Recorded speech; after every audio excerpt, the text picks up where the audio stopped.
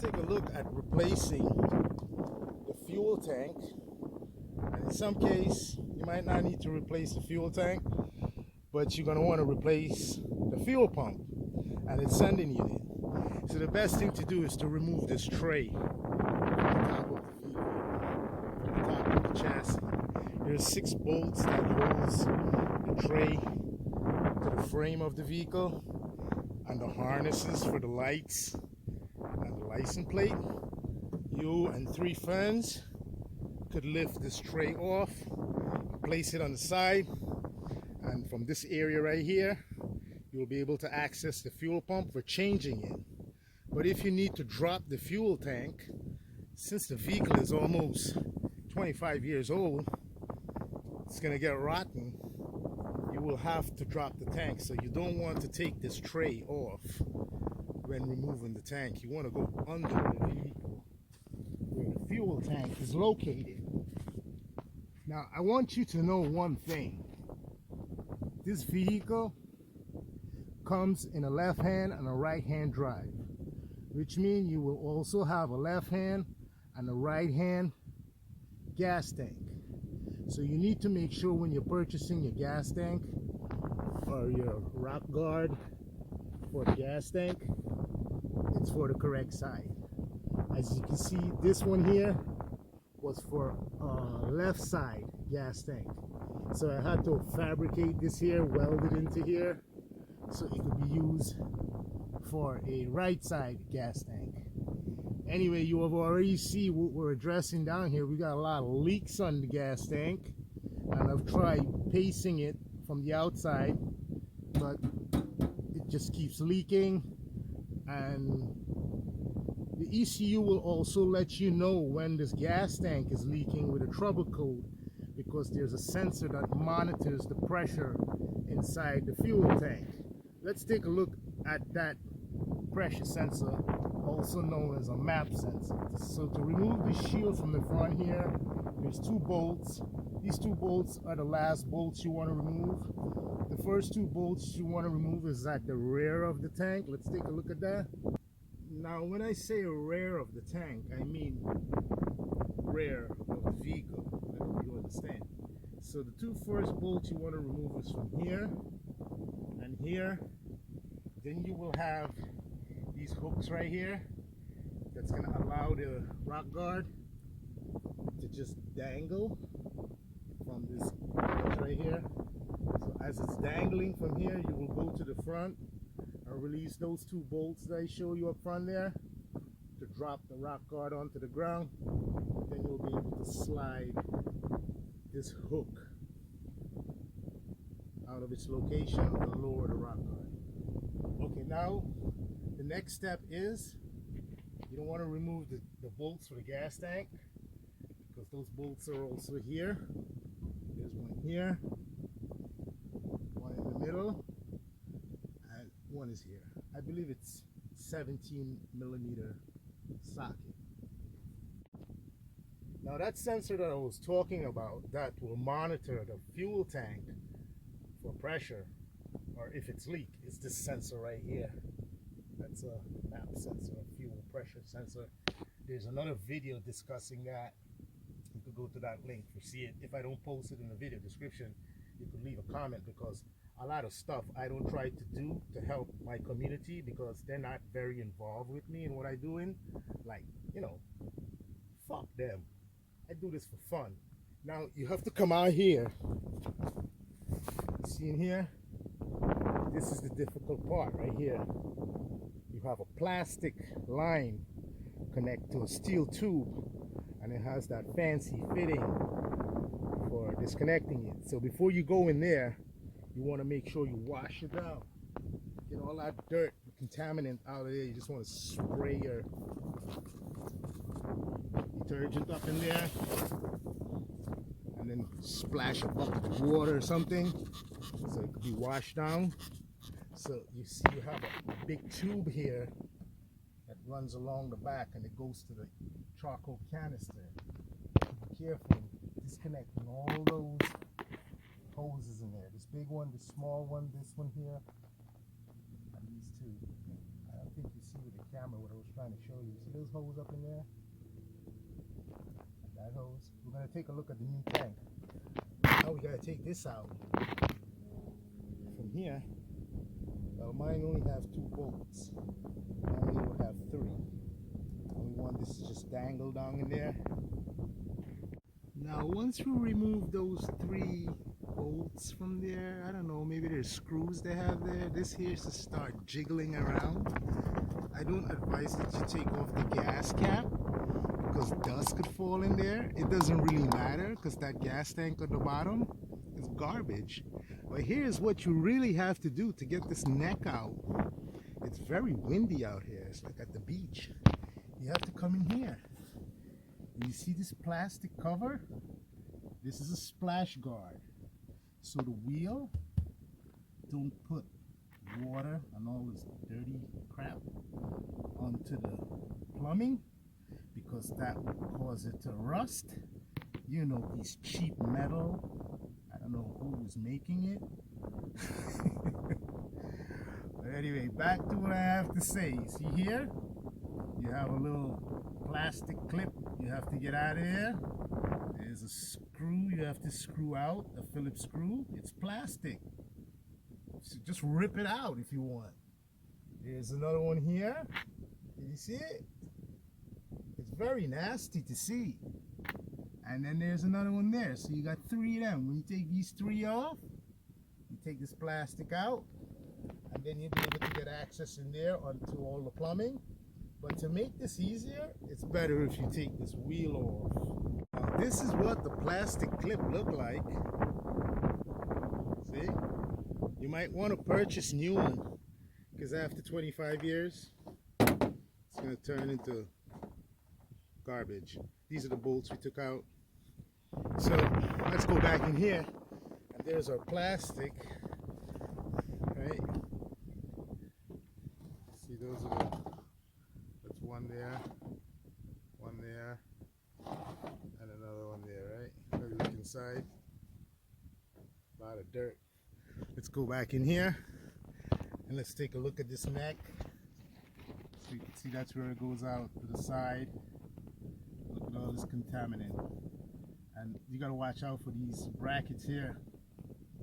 They could also rotten, and then that plastic won't be able to go on there. See in here? A lot of nastiness. You gotta clean this down.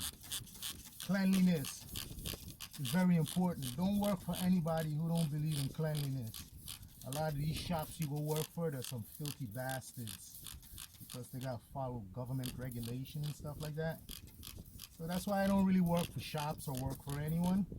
I work for myself. It's more beneficial. So you clean all of this down. I gotta get a big bucket of water, just splash it up in there. It's a very nasty off-road mud. It's like feces that comes out your rear end. Okay, let's get a good look at cleanliness.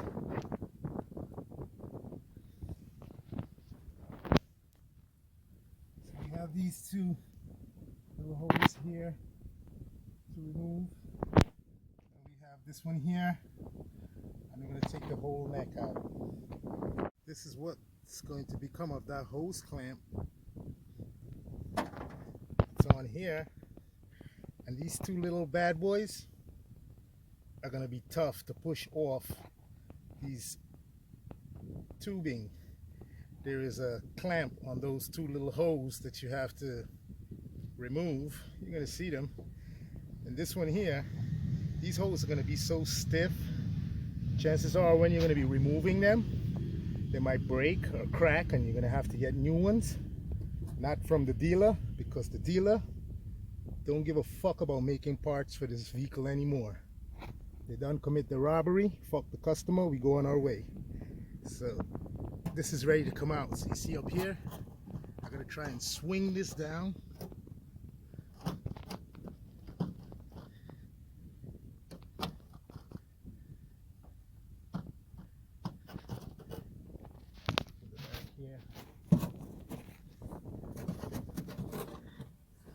You want to get it down in here. See, get to detach this hose from the tube. Unfortunately, I need two hands. So now you don't see that filler neck there anymore. That's because it's down here. See, now when it's down here like this, you could pull it apart from this hose here. These two are already off. Thank goodness this is in good condition. That's because I always take care of my vehicle in places where you don't even see. Like some people, they don't even clean their ass. Up here is like your ass. You gotta clean it, you gotta wash it. Dirty motherfuckers. Okay, I have that taken out of there. Let's see if we could pass it out where this wheel is. Maybe we could go down here. Good. So that is what we want in our hand. It's in very good condition. Just a lot of shit on it. Nature fucking shit. Now, you have to take this line off the tank, these two little lines, so you can get access for this one here. This is a line I made and put here. You see I wrap this aluminum rod to maintain a perfect bend without a kink.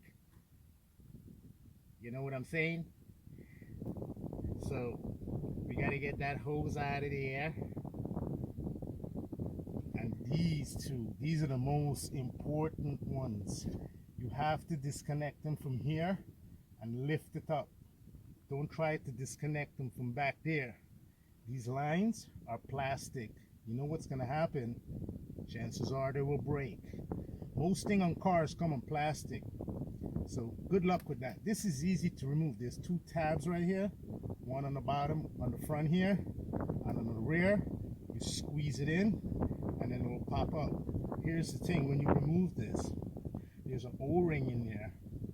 A rubber O-ring, or maybe a silicone O-ring, because gasoline has detrimental effect, destructive effect on rubber. So that's not a rubber ring. That might be a silicone ring or a neoprene ring in here. You might want to replace it with a new one when you're going to be placing this back for both of them. So one is for sending high pressure fuel to the fuel filter, and then onto the fuel injector rail for engine operation. And the other one is to return fuel from the fuel rail fuel pressure regulator outlet. That's that line that comes in there. So I don't have three hands. I have to go and remove these two here. Once we get that off on this hose here, we're going to go to the back there and disconnect the plug for the fuel pump sending unit. Then we could go ahead and drop the tank to the ground. Let's take a look at the stance of the fuel tank and the vehicle, how it is. So you can see I have the rear wheel jacked off the ground on both sides, and I've placed those buckets under there to catch the tank, because up there you got 3 bolts, 1, 2, 3 in the corner there. That's them. That bracket, that's a 17mm bolt. So the rock guard for the gas tank at the rear is held up with a hook onto that bracket, and that bracket is bolted through the gas tank onto this bracket that anchors itself to the cross member from the frame. Now the reason I have those buckets under there is because I need to get my hands up in there to disconnect the electronics, and then I can take that bucket out of there and drag the tank out. So let's take a look from the side. So we have our buckets, and remember how in there look. So we have all the lines down. So this huge line there just have to get disconnected. It don't have to come out of position. Now Now with the tank on the ground, what's important is you need to look at this harness plug, and you have a tab right at the back here to press and pull it out. Same thing for this one. You press this tab in the back. The plastic sometimes might be broken. Not sometimes, but always when they age. So you press that tab in the back there, you pull it out. I'm assuming this one here might be for the fuel pump, and this one here might be for the sending unit. Gotta check it out. Now we have the tank out. I want to see if I can pull it out from here.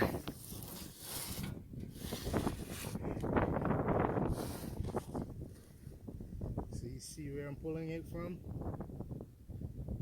Right? You're not going to be able to do it from there. Right here.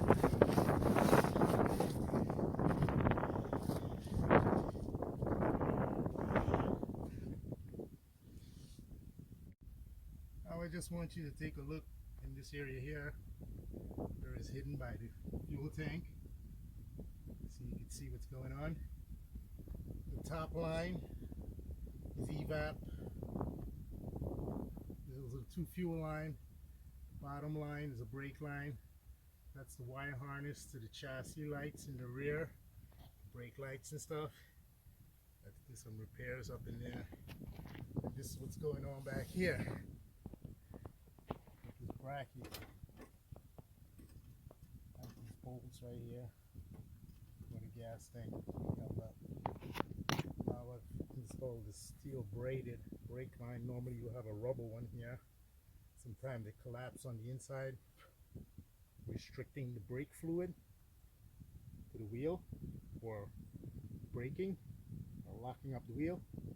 By replacing it with a steel braided line, you wouldn't have that problem anymore. Also want to do the same thing on the caliper hose. You want to use these steel braided line with a plastic liner